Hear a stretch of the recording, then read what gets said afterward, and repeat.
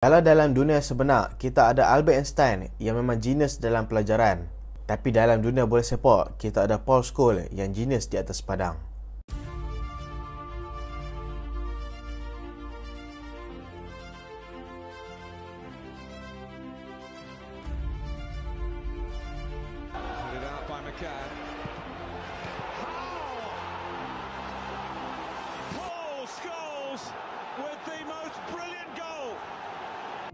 Assalamualaikum dan selamat datang ke Pala Bola Studio. So hari ni kita nak sembang pasal seorang legenda Manchester United, iaitu Paul Scholes.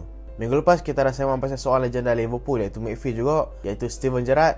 Dan minggu ni kita nak sembang pasal Paul Scholes pula, legenda Manchester United, yang sudah pun diakui kehebatannya oleh semua orang dan juga semestinya fan Manchester United lah. Paul Scholes ni boleh kata general midfield dekat Manchester United, dan tak berlebihan juga kalau aku boleh kata dia ni adalah midfield terbaik Manchester United pernah ada. Kalau Liverpool ada Steven Gerrard, kalau Chelsea ada Frank Lampard, kalau Juventus ada Pavel Nedved, dan Manchester United ada Paul Scholes. Dan kita nak tengok sejarah Paul Scholes ni daripada dia kecil sampailah dia besar. Paul Scholes telah pun dilahirkan pada 16 November 1974, iaitu dekat Salford dekat England. Dan dia ni merupakan legenda hidup mati Manchester United lah, sebab dia ni tak pernah bermain dekat mana-mana kelab langsung selain Manchester United. Dan Paul Scholes ni dikenali dengan sifat malu dia ni. Dia ni boleh kata memang humble teruk lah. Walaupun level cara dia main ni dah boleh kata dah boleh riak dah, tapi memang dia padu. Dan ada satu faktor mengatakan yang Paul Scholes ni sepanjang karier dia sebagai seorang pemain bola sepak, dia buat interview dengan media 4 kali je. Dan Paul Scholes ni jenis boleh kata sifat pemalu lah, yang tak banyak cakap, tapi dia banyak cakap atas padang. Maksudnya dia terjemahkan apa yang nak dilakukan dekat atas padang. Paul Scholes adalah salah satu member Manchester United yang telah berjaya marah sampai ke final di FA Youth Cup pada 1992-1993. Waktu tu dia bermain bersama Phil Neville, iaitu salah satu legenda Manchester United juga.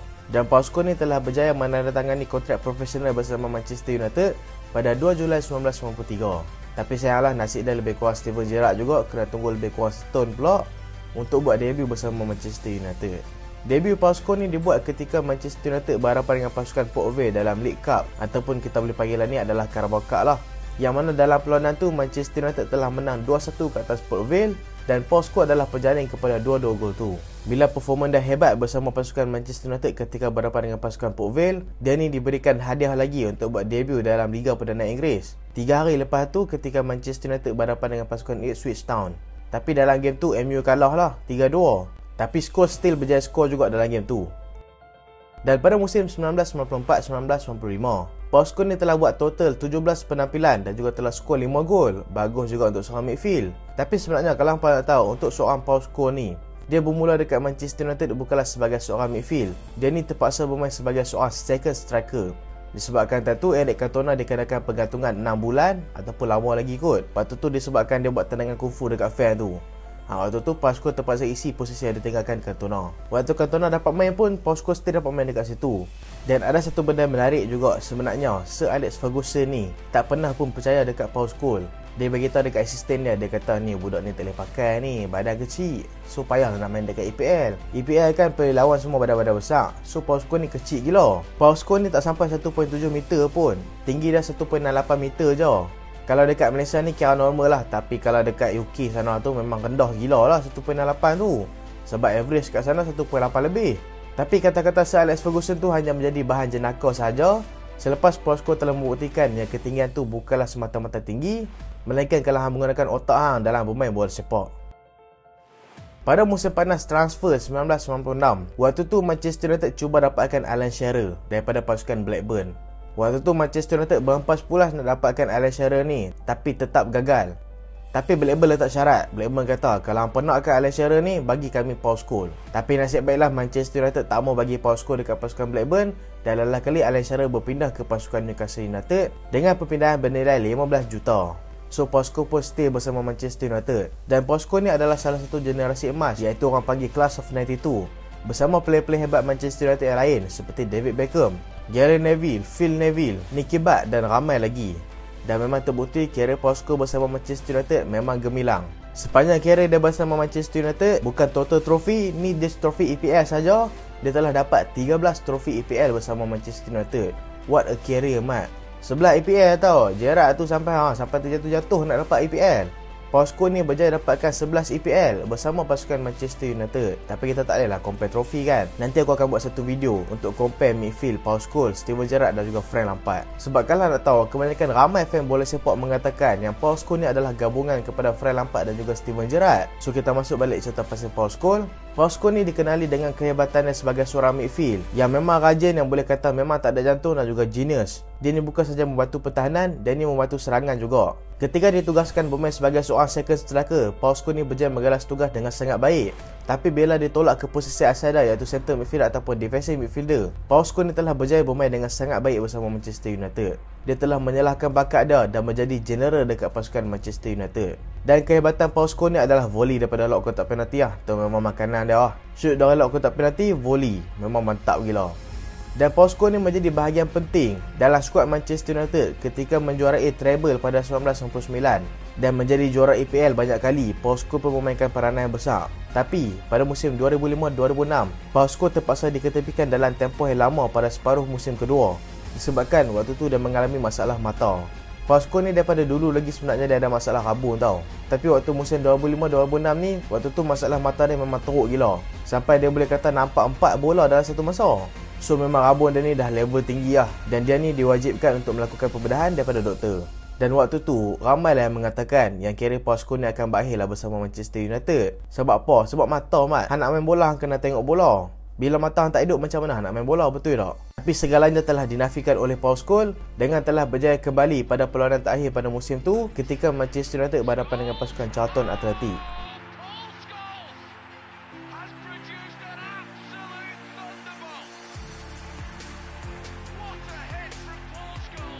Pada 22 Oktober 2006, ketika Manchester United berjaya menang 2-0 ke atas pasukan Liverpool, Paul Scholes telah menjadi satu daripada hanya 9 pemain yang telah buat sekurang-kurangnya 500 penampilan bersama pasukan Manchester United. Dan sebelum tu kan ramai mengatakan yang Paul Scholes ni akan berakhir kerjaya disebabkan mata dia tu. Tapi musim depan tu, musim 2006-2007, Paul Scholes telah menjalani salah satu musim terbaik dah bersama Manchester United. Boleh kata waktu tu masalah mata dia dah kurang, so dia berjaya kembali ke prestasi terbaik dah. Dan pada musim 2006-2007 tu, Paul Scholes telah dimasukkan dalam PFA Team of the Year dan juga telah disenarai pendekkan untuk mendapatkan anugerah PFA Player of the Year. Dan kita fast forward ke depan, Paul Scholes telah mengumumkan persaraan dia bersama pasukan Manchester United. Dan untuk menghargai jasa Paul Scholes ni, Manchester United telah buat satu perlawanan testimoni untuk berhadapan dengan pasukan New York Cosmos, yang mana dalam game tu Manchester United telah menang 6-0 dan Paul Scholes telah menjadikan gol, iaitu gol trademark dia daripada luar kotak penalti, iaitu gol pertama pasukan Manchester United ketika berhadapan pasukan New York Cosmos tu. Dan selepas bersara daripada Manchester United, Paul Scholes ni terus diberikan tanggungjawab untuk menjadi jurulatih dekat akademi pasukan Manchester United. Tapi dia ni boleh kata gatal lagi nak main bola. Waktu tu musim 2011-2012, Paul Scholes ni kan baru je bersara, tapi bila training bersama pasukan akademi Manchester United, dia kan coach dekat situ, so sambil-sambil dia training jugalah. Dia rasa macam dia ni boleh lagi ni pergi dekat Manchester United. Dan lagi-lagi waktu tu Manchester United tengah ada krisis dekat bahagian midfield, sebab banyak midfield Manchester United waktu tu injured dalam masa yang sama. Midfield yang paling penting waktu tu injured adalah Darren Fletcher. So Paul Scholes ni pun offer lah dekat Ferguson. Dia kata aku nak main bola balik ni, boleh tak? Dan Paul Scholes juga kata kalau Sir Alex Ferguson tak bagi dia main, dia ni nak sign kontrak dengan kelab lain. So Sir Alex Ferguson pun kita boleh kata lah kan, dah mengantuk seorang bantai. Dia pun apa lagi, waktu tu tengah ada krisis midfield, so dia masukkanlah Paul Scholes ni ke dalam tim utama Manchester United. Dan debut pertama dia selepas dia bersara adalah ketika berhadapan dengan pasukan Manchester City. Paul Scholes ni waktu dia kembali daripada debut dia ni tak ada kasut bola tau. Waktu tu dia tak ada sponsor dah, sebab dia kan dah bersara. Dan Sir Alex Ferguson pun merahsiakan benda tu daripada teammate-teammate dia. Rakan pasukan Paul Scholes sebelum perlawanan, mereka tak tahu pun Paul Scholes dah kembali. Sir Alex Ferguson saja nak merahsiakan benda ni. Dan Paul Scholes bila tak ada kasut bola, dia kenalah pergi beli sendiri dekat kedai kasut bola yang murah yang bernilai hanya £50 sahaja. So bila dia dah beli, dia balik ke Manchester United. Sebelum game, Sir Alex Ferguson keluarkan line up yang Paul Scholes ada dalam tim. Waktu tu semua teammate dia terkejut lah. Play star macam Wayne Rooney pun terkejut. Dan Wayne Rooney beritahu lah ni adalah satu penghargaan apabila dapat bermain bersama pemain seperti Paul Scholes lagi. Dan dalam perlawanan ketika Manchester United berhadapan pasukan Manchester City, Manchester United telah berjaya menang 3-2 dalam game tu. Tapi Paul Scholes telah buat satu kesilapan yang membuatkan Sergio Aguero berjaya skor gol kedua. Tapi nasib baiklah dalam game tu MU menang 3-2 juga. Dan sekembali dia dekat Manchester United, dia pakai jersey nombor 22. Sebab sebelum tu, jersey yang dipakai daripada awal sampailah ke dia bersara adalah jersey nombor 18. Dan selepas kembali daripada persaraan tu, Paul Scholes ni telah melanjutkan setahun lagi kontrak bersama Manchester United, iaitu pada musim 2012-2013. Dan akhirnya, pada 11 Mei 2013, Paul Scholes ni telah mengumumkan persaraan kedua dia, sekaligus persaraan bersama Sir Alex Ferguson sekali. Dan waktu tu, persaraan mereka boleh dikatakan manis lah, sebab persaraan mereka berakhir dengan kemenangan trofi EPL. Dan Paul Scholes ni aku boleh kata memang seorang pemain sangat-sangat pemalu. Dan kalau hampa nak tahu, segala urusan kontrak Paul Scholes bersama Manchester United, dia yang uruskan sendiri. Dia ni tak ada ejen langsung tau. Dan satu benda yang aku lupa nak beritahu kat hampa, sekembalinya Paul Scholes ke dalam skuad utama Manchester United selepas bersara, bukan semua pemain suka. Ada seorang pemain yang memang tak suka bila Paul Scholes kembali, iaitu adalah Paul Pogba. Waktu tu Pogba adalah pemain akademi Manchester United yang tengah tunggu untuk buat debut bersama pasukan Manchester United. Tapi dengan kehadiran kembali Paul Scholes ke dalam tim, so Pogba ni dah semakin suka untuk mendapatkan chance dalam skuad utama Manchester United, dan tu adalah salah satu sebab dia berpindah ke pasukan Juventus secara percuma. Dan bila sembang pasal kegemilangan Paul Scholes bersama Manchester United bersama negara, aku boleh kata Paul Scholes ni tak sehebat dekat Manchester United lah. Tapi kita tak boleh salahkan Paul Scholes, sebab selalunya coach England akan korbankan posisi Paul Scholes ni semata-mata nak bagi Frank Lampard dan juga Steven Gerrard main. Dan Paul Scholes ni selalu diletakkan di posisi second striker ataupun dekat right midfielder yang bukan posisi asal dia. Tapi Paul Scholes ni macam kita tahu, dia ni adalah seorang player yang pemalu dan juga tak banyak membantah. So dia ni ikut je lah apa yang diarahkan oleh coach. Sebab dia ni pun tak ada isu juga, sebab waktu awal-awal dia dekat Manchester United, dia pun pernah bermain dekat situ. Tapi sayanglah kita tak dapat nampak potensi penuh dikeluarkan oleh pasukan England disebabkan ada Gerrard dan juga Lampard. Paul Scholes telah announce retirement dia boleh kata awal jugalah. Waktu tu baru usia 29 tahun, iaitu pada Ogos 2004. Ramai yang mempertanyakan pasal apa Paul Scholes bersara, disebabkan waktu tu prestasi dia bersama pasukan Manchester United masih lagi hebat. Dan Paul Scholes memberikan alasan, iaitu alasan family.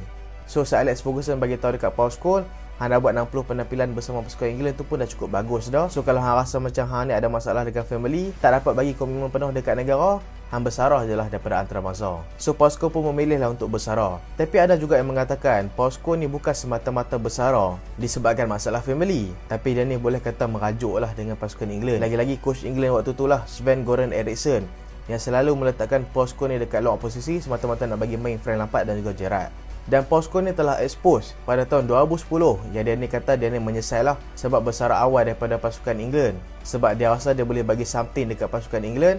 Tapi itulah benda dah lepas dah, kemungkinan bagus jugalah dia bersara daripada pasukan England, sebab kalau dia dapat main pun pasukan England tak mau optimiskan kemampuan dia. Dan itulah cerita pasal Paul Scholes, legenda pasukan Manchester United yang telah bermain lebih daripada 600 game bersama pasukan Manchester United.